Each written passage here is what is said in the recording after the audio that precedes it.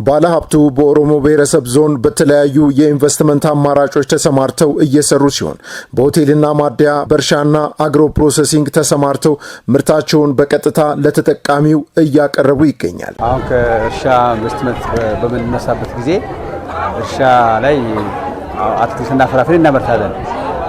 አሁን ሙዝ ለምሳሌ በዲስፕሌይ ላይ 100 ብር 120 ብር ነው። እኛ ጋር ግን 60 ብር ነው የሚሸጠው።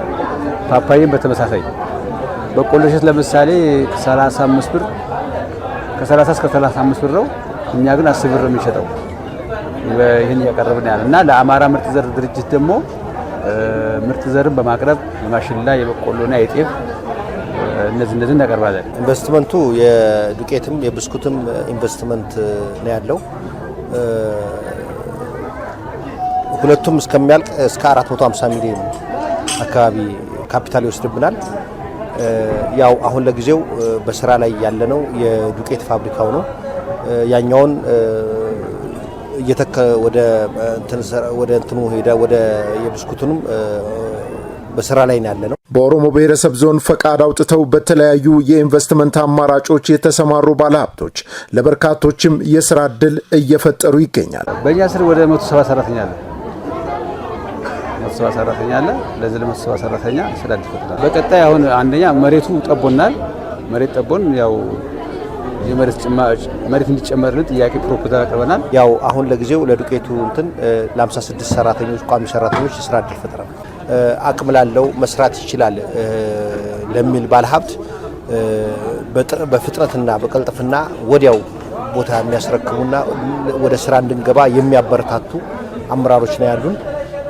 ስለዚህ ማንኛውም ባለሀብት መጥቶ በከሚሴ አካባቢም ሆነ በኦሮሞ ብሔረሰብ ዞን ውስጥ ኢንቨስት ላድርግ ካለ ቀልጣፋ አገልግሎት አለ።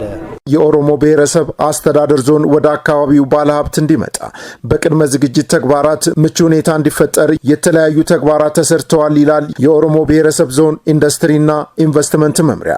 እንግዲህ ምርትና ምርታማነትን ለማሳደግ ነው። በተለይ ወደ ስራ ያልገቡ ኢንዱስትሪዎችን ወደ ስራ በማስገባት ምርትና ምርታማነትን ማሳደግ ነው። ይህ ሲሆን እንግዲህ ተኪ ምርት ይመረታል፣ የኑሮ ውድነት ይቀንሳል፣ ስራ ዕድል ይፈጠራል፣ ሌሎች ዘርፈ ብዙ ጥቅሞች አሉት።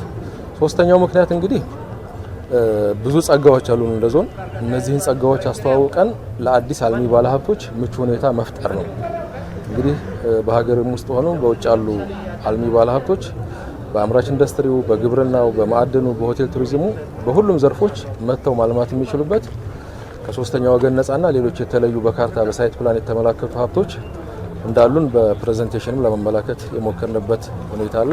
ባለፉት ጊዜያት አካባቢው ለአልሚ ባለሀብት ምቹ መሆኑን የተረዱ በርካታ ቁጥር ያላቸው ባለሀብቶች ከ20 ቢሊዮን ብር በላይ ካፒታል በማስመዝገብ ወደ ስራ ገብተዋል። አጠቃላይ ባለሀብቶች ወደኛ ዞን መጥተው እንዲያለሙ በርካታ ርብርብ እያደረግን ነው፣ በሚዲያውም በሌሎች ድረገጾችም ማለት ነው። ግን አጠቃላይ እስካሁን ያለውን እንቅስቃሴ ወደ 737 አካባቢ ፍቃድ ያወጡ ባለሀብቶች አሉ። ከ20 ቢሊዮን ብር በላይ ካፒታል ያስመዘገቡ ወደ 78,000 በላይ ደግሞ ስራ ዕድል የፈጠሩ በአምራች ኢንዱስትሪው፣ በግብርና ኢንቨስትመንቱ፣ በአገልግሎት ዘርፉ በእነዚህ ማዕቀፎች ይህን ያክል የስራ ዕድል ፈጠራና ይህን ያክል ካፒታል ያስመዘገቡበት ሁኔታ አለ።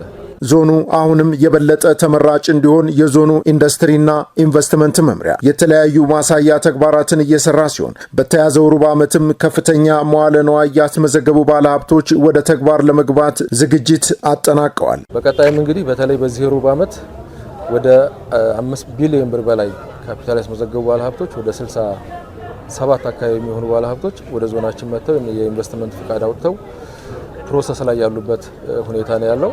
በቀጣይ እነዚህ ወደ ዘርፉ ሲገቡ በርካታ የስራ ዕድል፣ በርካታ ለአካባቢው ብዙ ነገሮች የሚፈጥሩበት ሁኔታ ይኖራል።